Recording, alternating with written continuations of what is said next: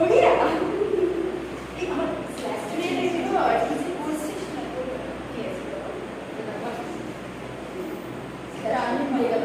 আমি রানীমা রানীমা রানীমা আমার রানীমা তো রানীমা এই আমার রাজা আমার কন্যারা সবাই এই যে গুলোগুলি মহল সেন্সেশন তো রানীমা রানীমা বলতে দেব রানী